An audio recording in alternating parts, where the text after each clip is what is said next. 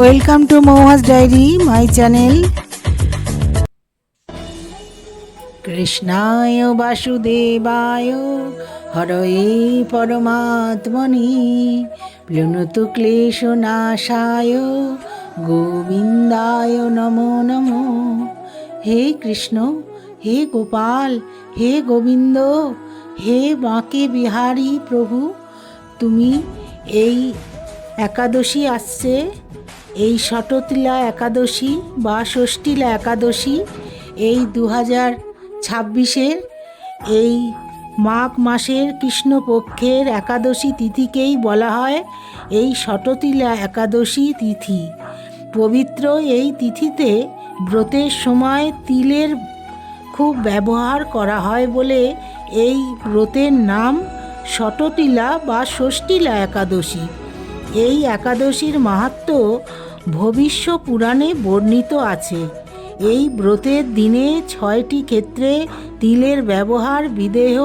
তিল দিয়ে নৈবেদ্য দেওয়া হয়, তিল দিয়ে যজ্ঞ করা হয়, তিল দিয়ে দান করা হয়, তিল দিয়ে স্নান করা হয় এবং তিল দিয়ে তৈরি জিনিসপত্র ভক্ষণ করা হয়।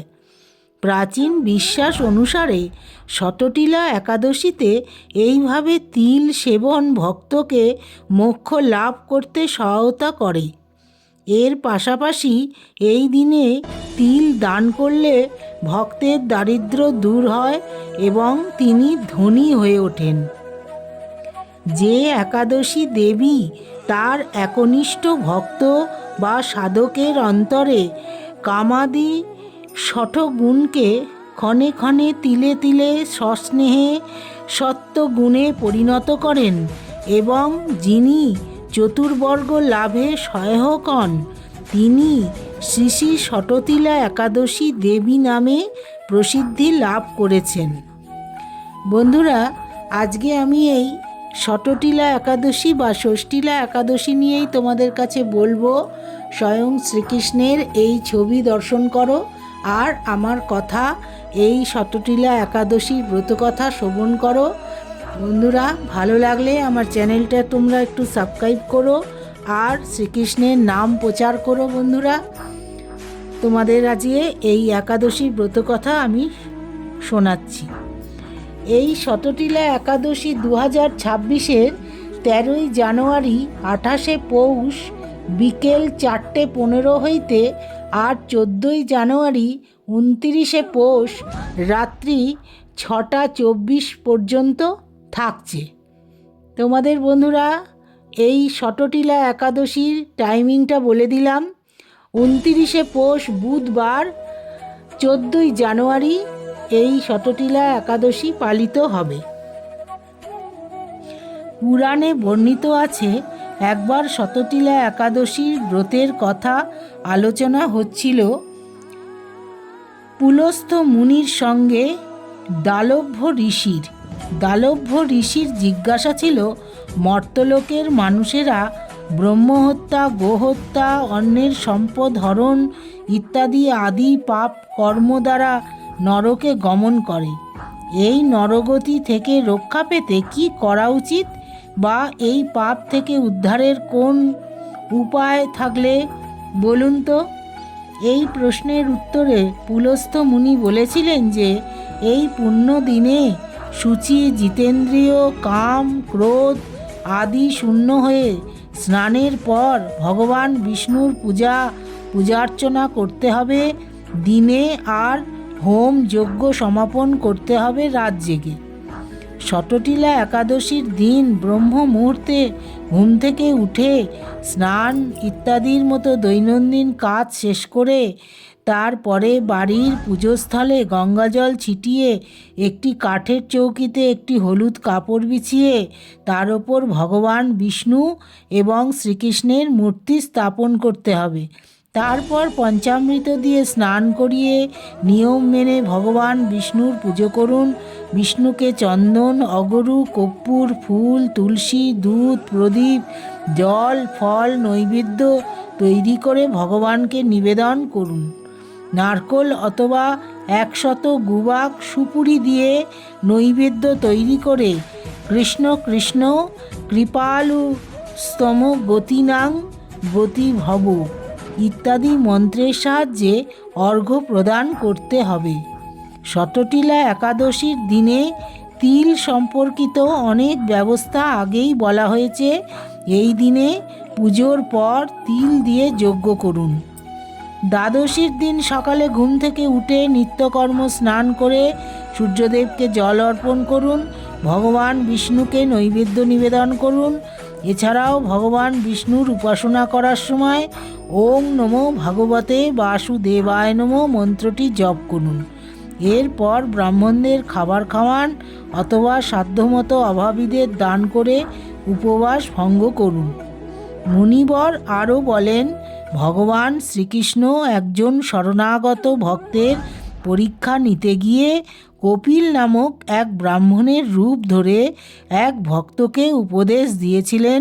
শতটিলা একাদশী ব্রতের কাহিনীটি হল, পুরাকালে মর্ত্যলোকে ধর্মপ্রাণা এক ব্রাহ্মণী বাস করতেন। পূজা অর্চনা ব্রত আচরণের জন্যে ধীরে ধীরে তার শরীর অত্যন্ত ক্ষীণ হয়ে আসছিল। এই ধার্মিক ব্রাহ্মণী অন্যের কাছ থেকে দ্রব্যাদি গ্রহণ করে দেবতা, ব্রাহ্মণ এবং কুমারীদের ভক্তিভরে দান করত, কিন্তু কখনো ভিক্ষুককে ভিক্ষাদান ও ব্রাহ্মণকে অন্নদান করেননি। এমনকি যথাযথভাবে বৈষ্ণবদের অর্চনা করলেও তিনি তাদের পরিতৃপ্তির জন্যে অন্নদান করেননি। তাই ভগবান শ্রীকৃষ্ণ একদিন তাকে প্রকৃত শিক্ষা দানের জন্যে ভিক্ষুক ব্রাহ্মণের রূপ ধারণ করে তামার পাত্র নিয়ে তার কাছে ভিক্ষা প্রার্থনা করলেন। ব্রাহ্মণী খুব রেগে গিয়ে তাকে অন্ন দান করলেন না, তার পরিবর্তে বাটিতে একটি মাটির ঢেলা দিলেন। ভগবান তাকে শিক্ষা দেওয়ার জন্যে তার বাড়ির সমস্ত খাবার মাটিতে পরিণত করেন। ফলস্বরূপ ধীরে ধীরে তার স্বাস্থ্যের অবনতি হতে থাকে। ব্রাহ্মণী কেঁদে প্রার্থনা করলেন, হে জনার্দন, আমি ব্রত, কৃচ্ছ সাধন, উপবাসের মাধ্যমে তোমার আরাধনা করেছি, অথচ এখন আমার গৃহে কিছুই দেখছি না কেন? ভগবান কৃষ্ণ তার স্বপ্নে আবির্ভূত হয়ে তাকে তার ভুলের কথা মনে করিয়ে দিলেন এবং তাকে ষষ্ঠীলা একাদশীতে অভাবীদের খাদ্য দান করার পরামর্শ দিলেন। তিনি তাকে ভক্তি সহকারে এই দিনে কঠোর উপবাস পালনের নির্দেশনা দিয়েছিলেন। ভগবান কৃষ্ণের পরামর্শ অনুসরণ করে ভদ্র মহিলা উদারভাবে দান করেছিলেন এবং এই ষষ্ঠীলা একাদশীর উপবাস করেছিলেন। ফলস্বরূপ তিনি তার সম্পদ, স্বাস্থ্য এবং সুখ ফিরে পেয়েছিলেন। এই কিংবদন্তি অভাবীদের খাদ্য দান করার তাৎপর্য এবং ভক্তি সহকারে এই ষষ্ঠীলা একাদশী পালনের গুরুত্ব তুলে ধরেন।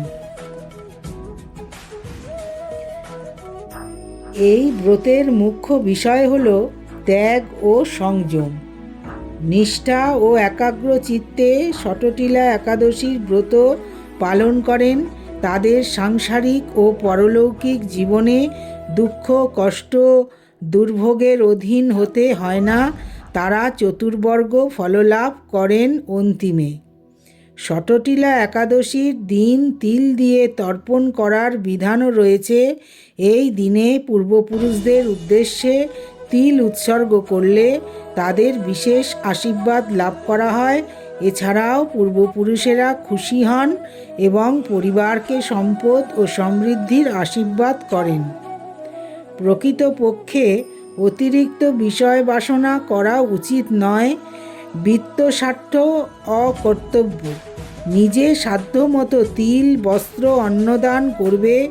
ষষ্ঠীলা ব্রতের প্রভাবে দারিদ্রতা, শারীরিক কষ্ট, দুর্ভাগ্য প্রকৃতি বিনষ্ট হয়। তিল দান করলে মানুষ অনায়াসে সমস্ত পাপ থেকে মুক্ত হয়।